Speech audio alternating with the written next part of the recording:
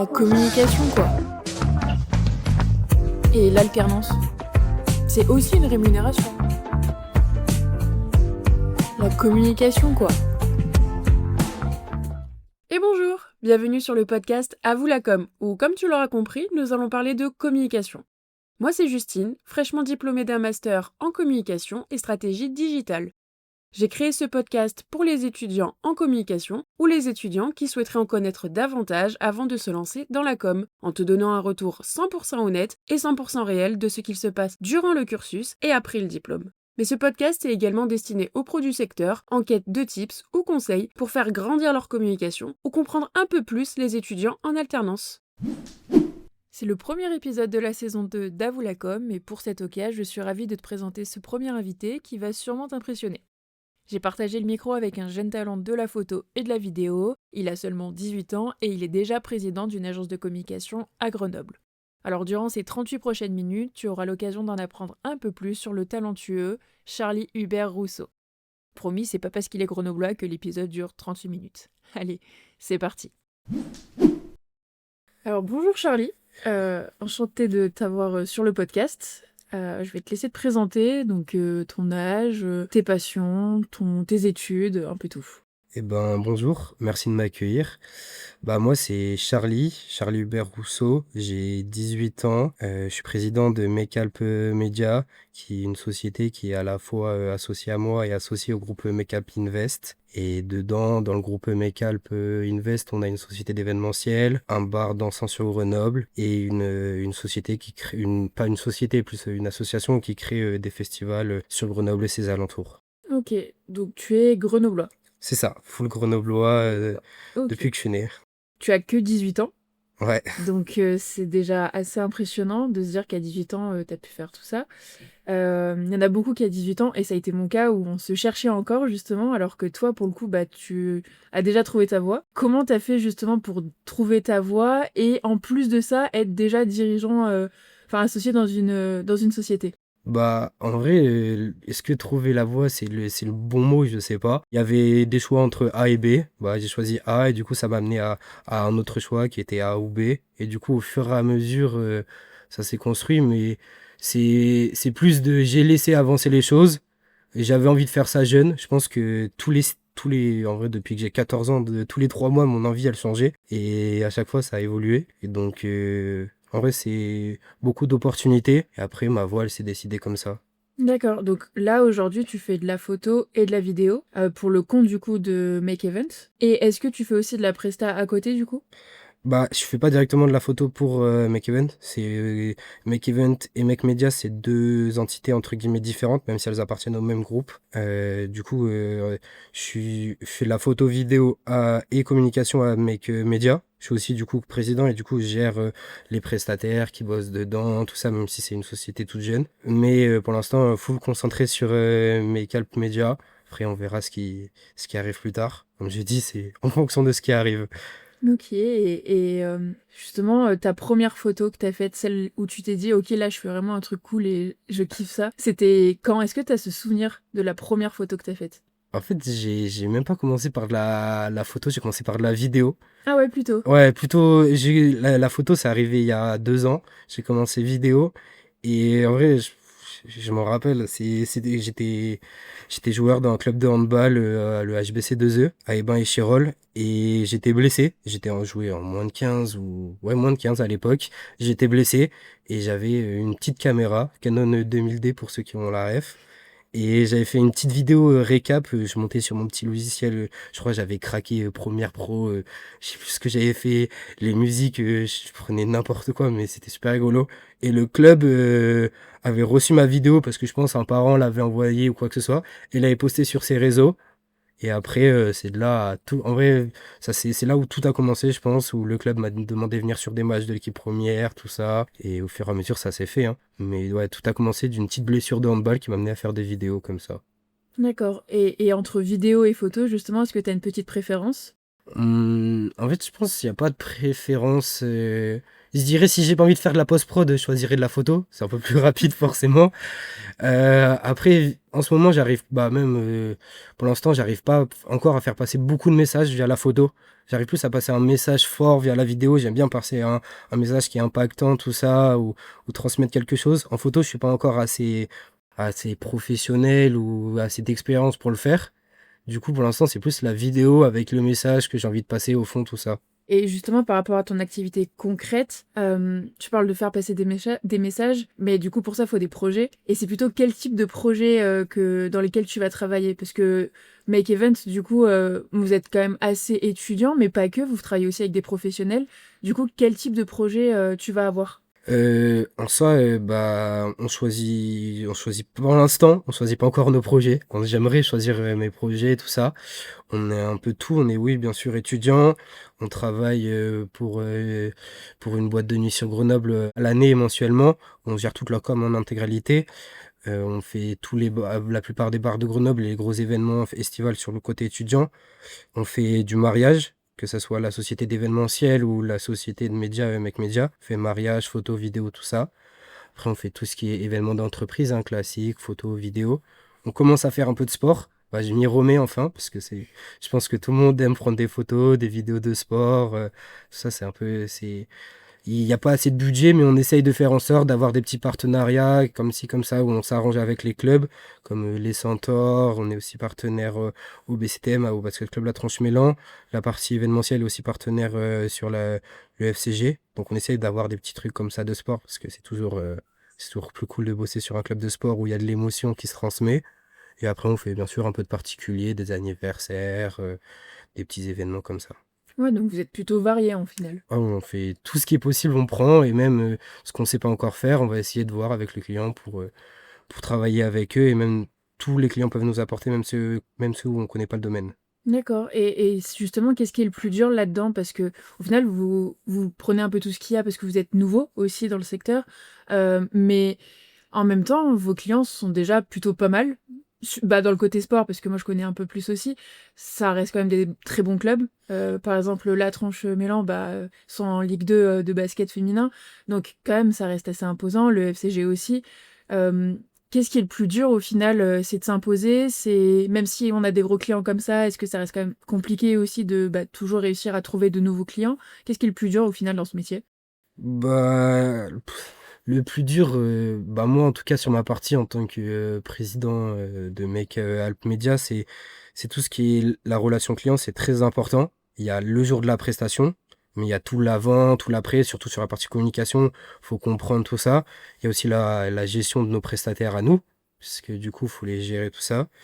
Et sur les clients qu'on a, bah, c'est la chance aussi que Mec Media soit affilié à un groupe, qui soit affilié au groupe Mec Alp Invest. C'est que eux, ça fait 3 4 ans qu'ils sont là. Ils ont eu la chance de grandir vite et bien, parce que sur Grenoble, tout le monde les connaît et même tout le monde est rassuré. Du coup, les avoir en tant que partenaires et même du coup associés, c'est un avantage. Du coup, nos clients nous font confiance à Make Event et Make Event nous les renvoie directement à nous. Ok, et donc t'as pas de réelle journée type, du Ah, coup. impossible. Impossible. Ah bah si, il n'y a pas de journée type, mais il y a un truc qui, je pense, ferait pleurer mes parents, c'est coucher 5 heures du matin et réveil 12 heures. C'est comme on bosse beaucoup dans le monde de la nuit, on s'adapte à ça de se coucher à 5 heures, de se réveiller, je dis 12 heures, ça peut être 13 heures, 14 heures, hein, avec un réveil, d'avoir essayé d'avoir le plus de sommeil possible. Mais ouais, il n'y a pas de journée type à part, malheureusement ou heureusement. Il y en a qui trouvent ça bien. Moi, ça va pour l'instant, j'arrive à faire avec, Ouais, hein. t'arrives. J'arrive, c'est sûr qu'on voit moins de monde et on loupe une partie de la journée parce qu'il y a des entreprises qui sont ouvertes que de 8 heures à 17 heures. Du coup, de 12 heures à 17 heures, faut être au taquet. Mais après, il n'y a pas forcément de journée type. Parce qu'après, nous, c'est vrai qu'on en parlait un petit peu là en off, mais le parallèle entre le pro-perso, justement, comment toi tu le vis? Est-ce que tu arrives à avoir un bon équilibre quand même? Parce que tu nous parles là des heures qui sont... Pas tout le monde peut avoir ce rythme quand même. Donc comment tu arrives à avoir cet équilibre pro-perso? Bah, l'équilibre pro-perso, il s'est fait Au début que j'ai commencé à rentrer dans le monde professionnel, entre guillemets, quand j'étais en alternance, bah, l'investissement, après, beaucoup d'investissement, tout ça, du coup, on perd du temps avec ses amis, surtout quand on est jeune, du coup, on voit pas ses amis par rapport à ses autres copains qui sortent beaucoup, tout ça, et du coup, toi, tu restes chez toi parce que tu sais que tu as du boulot à faire, ou il y a un match, ou il y a quelque chose à couvrir. C'est sûr que c'est dur, impactant moralement, mais à la fois, c'est pas comme si on était, entre guillemets, assis sur un canapé à attendre. On fait plein de choses, on découvre d'autres personnes, et tes collègues du travail deviennent tes amis, et du coup, on crée un lien qui vient, en vrai, c'est vrai, hein, c'est une famille, hein, on crée un lien. Ouais. J'ai ma famille de chez moi quand je rentre chez moi et j'ai ma famille du boulot qui, qui sont là. C'est comme si j'avais deux familles. Et vu que tu parles de famille, tu n'as que 18 ans, encore une fois. Mais le fait d'avoir que 18 ans, est-ce que ta vraie famille et au final ta nouvelle famille aussi, amis pro, euh, te soutiennent dans tous ces projets justement? Bah, j'ai de la chance, hein, mais ma famille perso, famille, ça va être, on va se perdre comme ça, et on va dire ma famille perso. Mais ma famille perso croit en moi, j'ai eu la chance, et même ma compagne, hein, ils ont été vérifier les statuts, tout ça, ils m'obligent à dormir même, donc ils ont peur. En vrai, normal, hein, il y a son gamin de 18 ans qui part de ses études, qui lâche complètement ses études pour aller dans une société du monde de la nuit. Je pense que quand on est parent, on fait un arrêt cardiaque quand on entend ça. Il arrête ses études pour partir dans le monde un peu de la nuit. C'est sûr que ça fait un peu un arrêt cardiaque, mais en soi, ils croient en moi, ils sont toujours là et même ils ont rencontré ma famille professionnelle, on va dire ça. Et ils ont été, au début, ils étaient inquiets, mais on a fait un petit repas tranquille avec mes deux associés et mon père et je pense que ça l'a un peu rassuré. Ça, c'est cool. Et justement, toi, qu'est-ce qui, en toi, à quel moment tu t'es dit, ok, let's go, je me lance? Waouh! Il y a pas eu de, je pense qu'il n'y a pas eu de OK, let's go, je me lance. Je pense que l'opportunité était là. Je pense qu'il y a eu un moment, j'ai eu une petite peur, c'est sûr. Je pense qu'on est un peu stressé quand on dit on part à s'associer à un groupe, créer une entreprise. Charlie, pendant 1 an, 2 ans, 2, 3 ans, tu vas pas toucher de salaire. C'est parce qu'ils ont été honnêtes avec moi, hein. C'est quand on crée une entreprise, au début, bah, on peut pas se verser de salaire parce qu'il y a des prestataires à payer, parce qu'il y a plein de frais, tout ça. Donc, je pense que le déclic, il s'est fait un peu naturellement, où j'avais envie de faire plein de choses et un projet m'a été proposé. J'ai eu peur sur le moment et je me suis dit, on verra, ça casse ou ça passe, hein. Ouais, donc t'es plutôt du style fonceur du coup. On a Je- l'impression en tout cas. Ouais, fonceur. Bah, j'y vais et si j'y vais, si ça passe pas, bon, bah, ça passera pas, hein. J'ai peur, hein, quand j'y vais, hein, c'est très peur. Mais si j'y vais à fond, je pense qu'il faut se donner à fond et après on verra.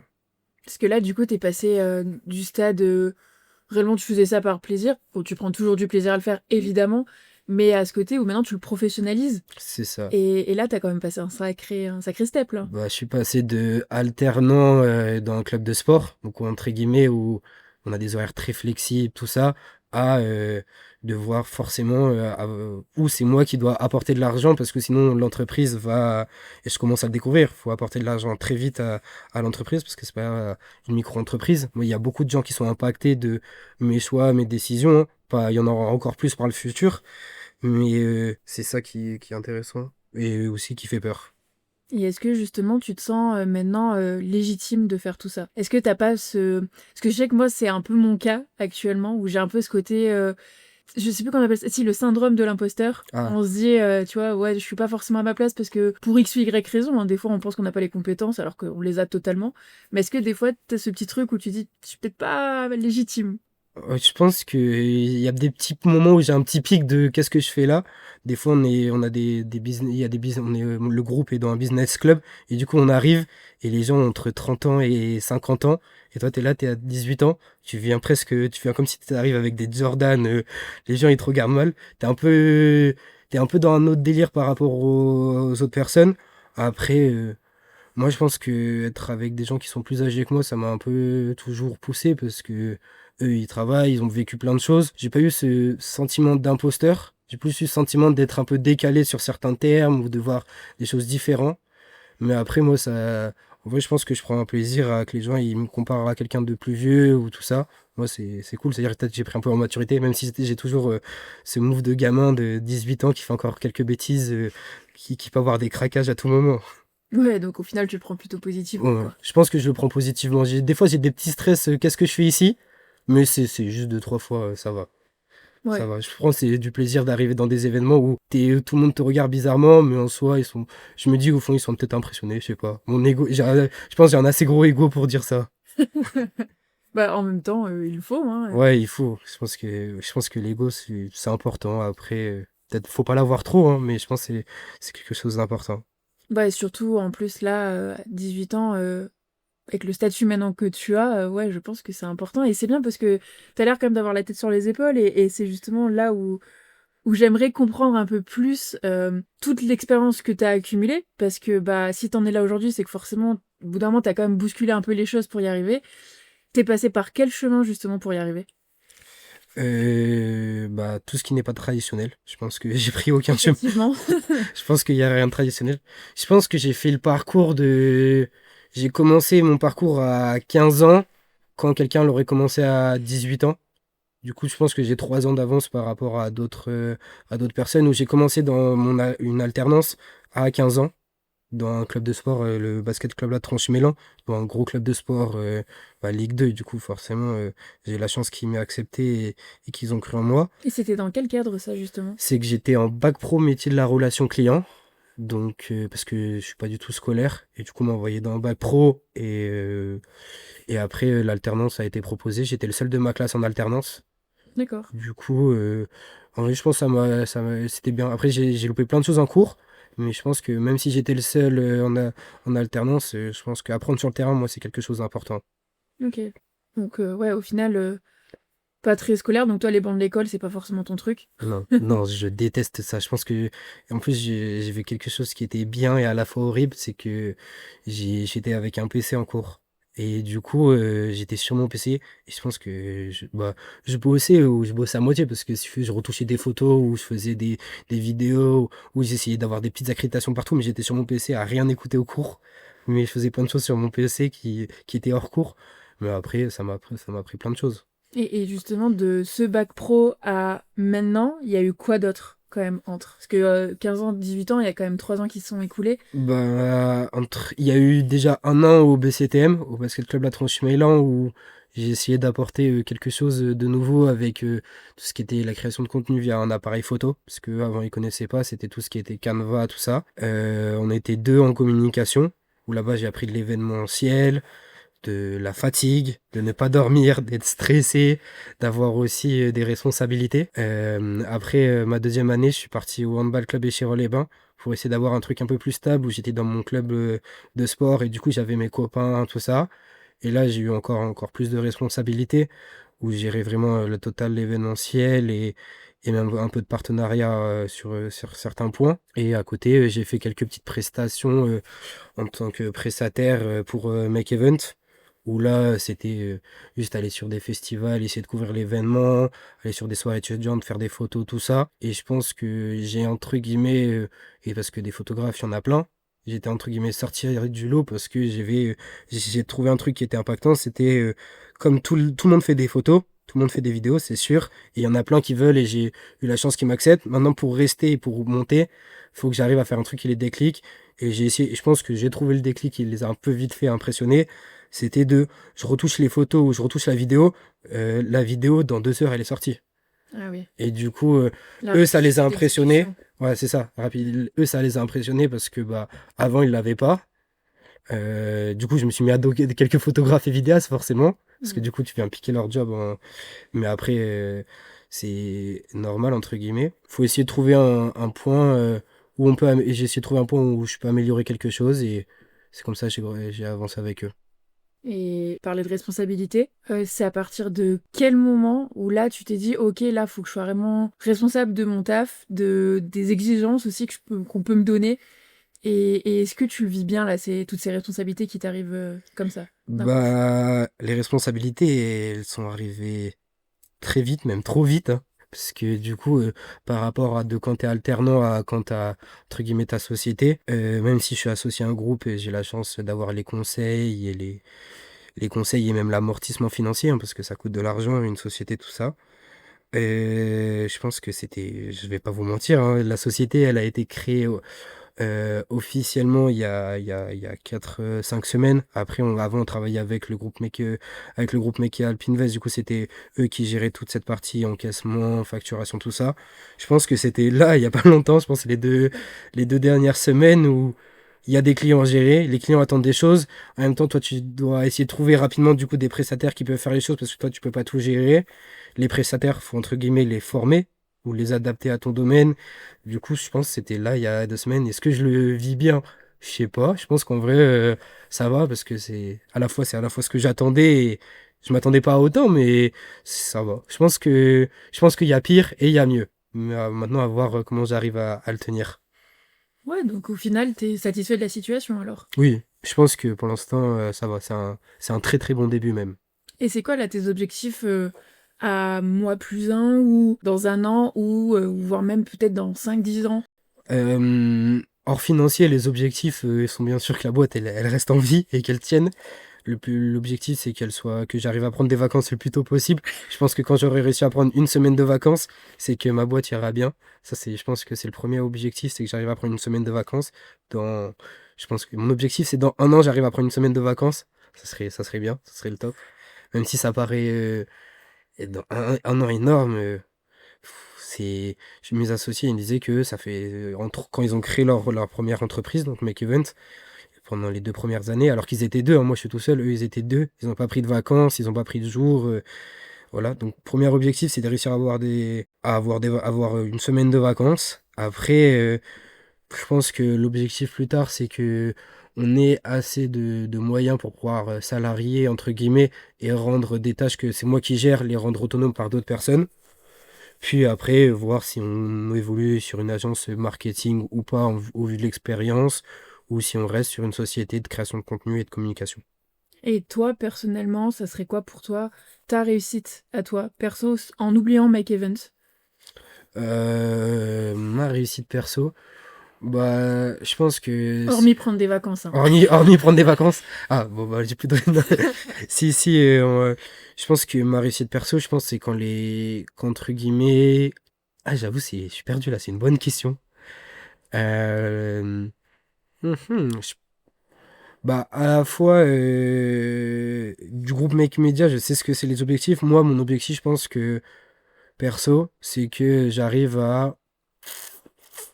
Bah, en fait, c'est peut-être de l'ego de dire ça, je pense. Mais j'ai envie que les gens, quand ils me voient, ou quand quelqu'un que je connais, sache ce que je fais, sache quel impact j'ai, entre guillemets. Le regard des autres, c'est très important pour moi. Donc, je pense que j'ai envie de savoir ce que les gens font, ce que les gens pensent de moi. J'ai envie que ce soit positif. Donc, je pense que c'est ça mon objectif. D'accord. Et est-ce que, tu vois, parce que c'est un peu en lien avec ce que les autres pensent de toi, toi, justement, tu penses quoi de toi? Là, tout de suite, est-ce que t'es fier quand même de ce que t'as fait? De ce que tu Bah, proposes? mon ego dit que je suis fier. À l'intérieur, je dis que c'est que le début. Mais moi, je pense que oui, je pense que je peux que être fier en large, en globalité. Je pense que je peux que être fier. J'ai ma société, elle a pas coulé pour l'instant, donc ça va. Pour l'instant, je peux que être fier. Après, si on va sur des petits pics, j'ai fait des erreurs et je pense qu'il y a des soirs où j'arrive pas à m'endormir parce que je réfléchis à ces petites erreurs que j'ai faites, machin, et ça tourne dans ma tête tout le temps. Mais en globalité, je pense que je suis assez content de moi. Et t'as quand même pas cette impression de devoir grandir trop vite Si, aussi? si, Si, ouais. si. Tout, ça va vite. Surtout que ce que moi j'avais prévu en tête de grandissement vite, et ben on oublie tout parce que monter une société, je pense que j'en rêvais depuis gamin. C'est sûr que tout le monde a envie d'avoir son projet, d'avoir des grands bureaux avec des gens qui t'amènent un café, je pense que, ou une cafétéria, ou je sais pas. Mais en fait, il y a tout là à côté qui est énorme par rapport aux 3% de rêve. Il y a ces 97 autres pourcents qui sont énormes à gérer. Qui sont ouais que j'avais pas prévu ni pensé. Et c'est quoi là justement qui est le plus dur à gérer? On parlait d'administration en off, Ouais, mais parce que bah, tu me disais que tu le faisais peut-être un peu moins par rapport à tes associés, mais c'est qu'est-ce qui est ça. le plus dur à gérer quand même? Bah, l'administration, je pense que si j'avais été tout seul, je ferais que ça de mes journées, parce que je déteste ça et je serais perdu. J'ai la chance d'avoir des associés à qui je fais entièrement confiance et qui gèrent toute cette partie-là. Après, ce qui est le plus dur à gérer, je pense que c'est moi, entre guillemets. Je pense que le plus dur à gérer, ouais, c'est moi. Parce que du coup, faut à la fois avoir la valeur de l'entreprise, c'est familial, copain, copine, tout ça, on est tous potes. Mais du coup, à la fois avoir un statut, entre guillemets, de président où c'est toi qui gères tes prestataires, tout ça, mais aussi à la fois être copain avec eux. Et je pense que c'est l'entre-deux à trouver, surtout que la plupart même tous mes prestataires, même s'il n'y en a pas encore énormément, et je pense qu'il y en aura plus au fur et à mesure, tous mes prestataires sont plus vieux que moi et ont plus d'expérience que moi sur les domaines de la photographie, du design, de la vidéo et même de la communication. Du coup, c'est cette partie-là qui est le plus stressant. Est-ce que dans ce stress, tu arrives aussi à te dire que tu peux te reposer sur les autres? Parce que je sais que, en plus, tu es un sportif, Ouais, tu as déjà joué dans un club, donc l'esprit d'équipe et tout ça, je pense que tu l'as. Tu parles de tes prestataires, de tes associés. En soi, vous êtes tous une team, grosso modo. Et est-ce que là, aujourd'hui, tu as ce sentiment que du coup, tu peux te reposer sur eux? Tu parlais par exemple du point de vue administratif où tu sais que tu as confiance en tes associés. Est-ce que cette sphère-là, justement, te permet de te reposer un peu ou du moins de dire, bah, je peux déléguer aussi? bah, à la fois, c'est l'objectif des prestataires, hein, c'est de pouvoir déléguer auprès d'eux, et même c'est l'objectif des associés. Sur la partie administrative, comme j'ai jamais géré, je peux déléguer, il n'y a aucun problème. Après, sur la partie communication, photo, tout ça, c'est sûr que c'est un peu plus compliqué parce que du coup, même comme la communication, la photo, la vidéo, tout le monde a sa vision précise. Et comme j'avais cette vision précise et que bah, on n'est pas sur le fait que moi je sois en micro-entreprise et c'est pas seulement ma vision, hein, c'est la vision de l'entreprise. Et du coup, déléguer des missions qui avant que moi je gérais moi, c'est plus compliqué que déléguer des missions que je gérais pas. Toute la partie administrative, comme je gérais pas, pas de problème. Mais ce que je gérais moi avant, c'est sûr que c'est un peu plus compliqué, surtout que tu as envie que ça soit parfaitement ce que tu as pensé dans ta tête. Mais c'est impossible parce que lui, il a une vision différente. Il faut aussi accepter que cette vision, elle soit mieux. Je pense que c'est ça le gros travail qu'en ce moment j'essaye de faire, c'est qu'il faut accepter que la vision d'autres soit différente et mieux, ou moins bien, mais du coup il faut en discuter. J'avais déjà eu ce cas où moi je faisais tout moi avant dans mes alternances et j'avais du mal à déléguer à mon binôme de communication parce que j'étais tout le temps binôme. Du coup j'ai ce travail-là qui a été toujours mon défaut de pouvoir déléguer.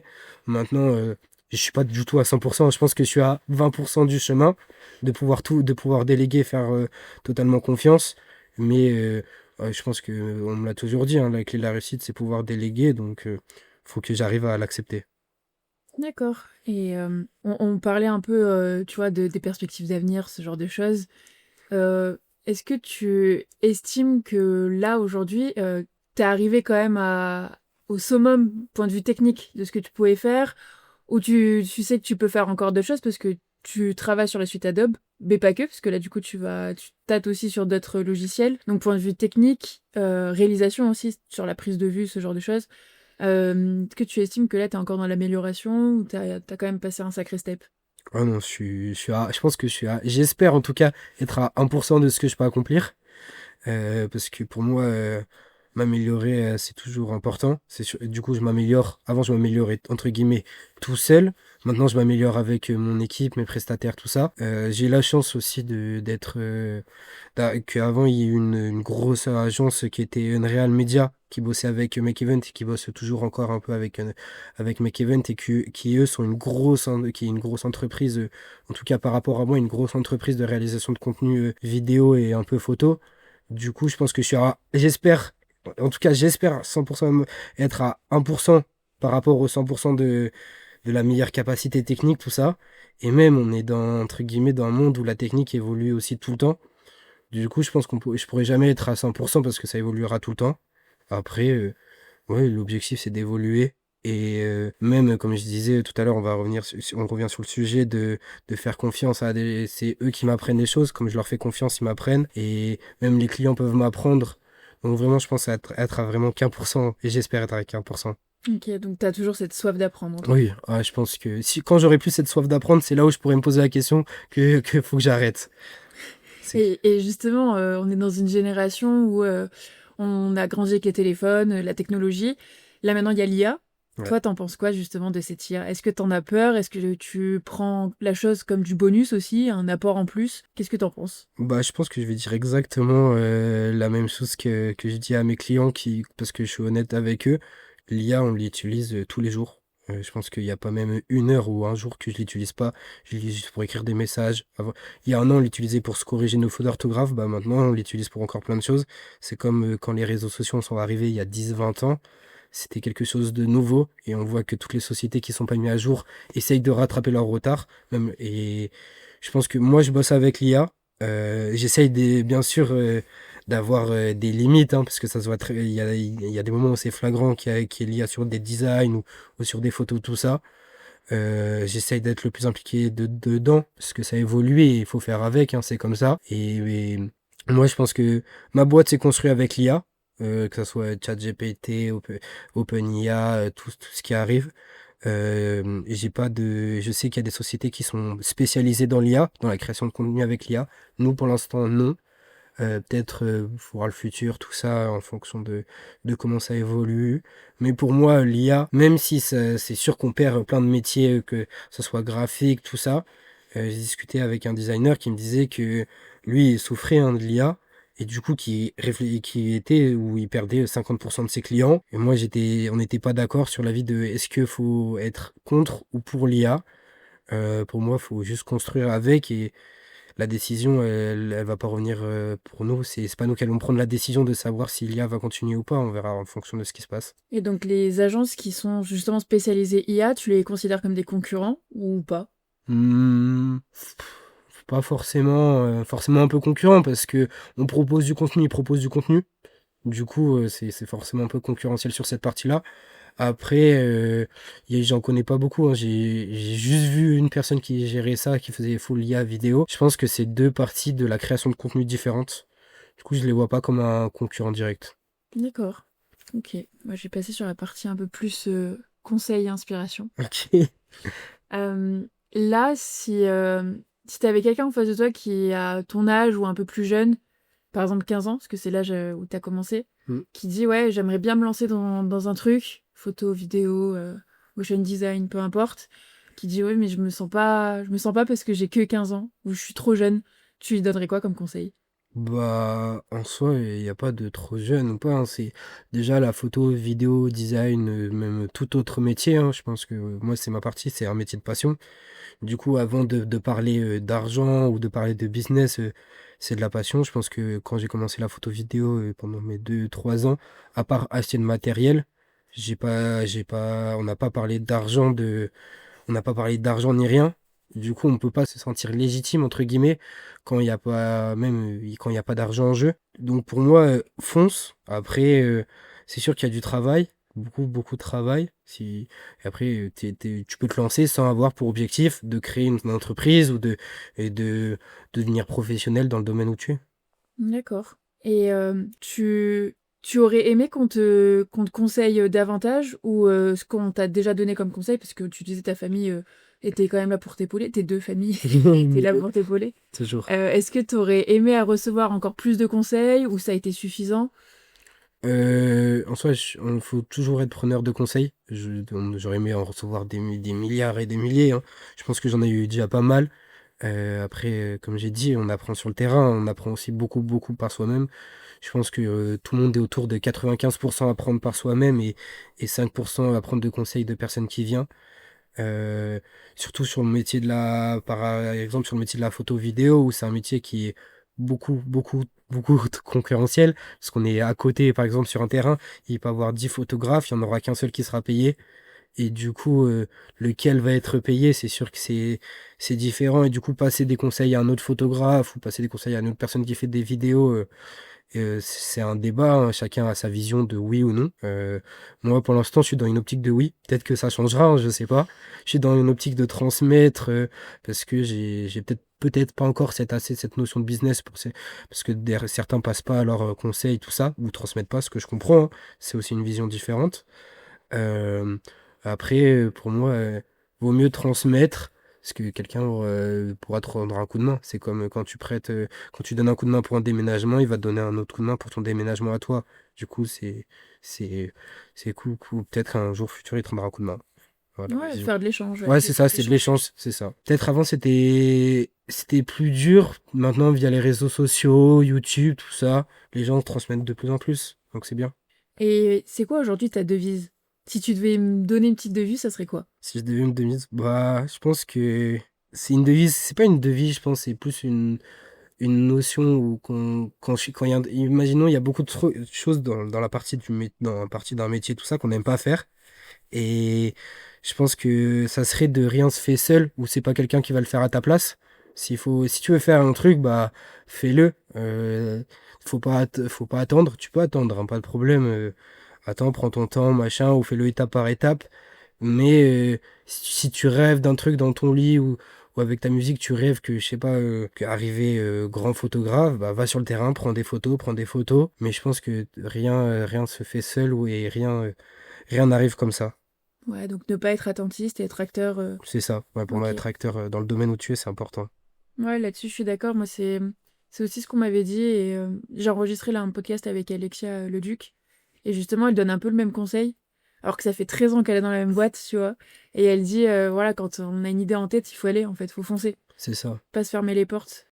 Bah écoute, si maintenant t'as un conseil à donner peut-être plus généraliste, que ce soit à des étudiants ou à des personnes qui sont en freelance, par exemple, aussi, qu'est-ce que ça serait? Je pense qu'un conseil global, c'est compliqué à trouver, hein. Mais pour moi, si on a un projet, pourquoi pas essayer? Je suis plus dans, comme tu l'as dit, je suis quelqu'un qui fonce, hein, tout droit. Donc, pourquoi pas essayer? Après, bien sûr, plein de gens seront contre toi, plein de gens seront d'avis négatifs, tout ça. Mais si t'es assez stable dans ton idée, que ton idée, elle est claire pour toi, même si elle n'est pas claire pour les autres, ou s'il y a qu'une personne sur 3000 qui te croit en toi, tant qu'elle est claire dans ta tête, tente. Écoute les autres, c'est important. C'est sûr que c'est important. Prends remarque ce que disaient les autres, tout ça. Mais fonce. Et moi, en tout cas, c'est comme ça, entre guillemets. J'ai pas assez écouté les autres. J'ai écouté un peu, mais pas assez. Mais j'ai pas assez écouté les autres et je suis content d'où je suis. Du coup, fonce. Croyez en vos idées. Et même si les gens sont pas d'accord, bah, essaye et on verra bien. Un joli mot de la fin. Je sais pas si c'est joli, mais voilà. Ouais, bah en tout cas, merci beaucoup Charlie. Avec plaisir, ouais. Est-ce qu'on peut te retrouver peut-être sur Instagram? Tu fais quelques... Bah, sur essayer de suivre Mec Média, hein. Pourquoi pas, je pense que c'est Ouais. une entreprise qui va bien évoluer, j'espère. Donc suivez Mec Média. Après, c'est le tout début. Comme tout, on débute rapidement par rapport à d'autres sociétés, mais c'est le début. Suivez et voyez comment ça évolue. Peut-être un jour on aura besoin de vous, peut-être un jour vous pourrez nous apporter quelque chose, peut-être un jour c'est vous qui aurez besoin de nous. À voir. Allez, et bah écoutez, c'est noté. Et, enfin écoute, c'est noté. Et puis bah au plaisir de se revoir et merci beaucoup. Et puis en petit mot de la fin, bah à vous la com'. C'est la fin de ce premier épisode de la saison 2, j'espère qu'il t'aura plu. Je remercie Charlie pour sa transparence et son implication. Un épisode qui, je l'espère, t'aura inspiré et motivé, surtout si tu es du genre à te poser 1000 questions. On se retrouve le mercredi 14 janvier pour un deuxième podcast en duo et la prochaine invitée va t'étonner. Petit teaser, cela fait 13 ans qu'elle travaille dans la même entreprise. Un profil bien différent mais tout aussi intéressant que celui de Charlie. Allez, c'est tout pour moi et comme toujours, à vous la com'. Ah oui, et avant que j'oublie, je sors un podcast par semaine. Alors, n'hésite pas à me suivre. Et puis, va sur les réseaux aussi, il y a TikTok, Instagram, enfin bref, t'as compris quoi. Allez, à vous la com'. Ciao!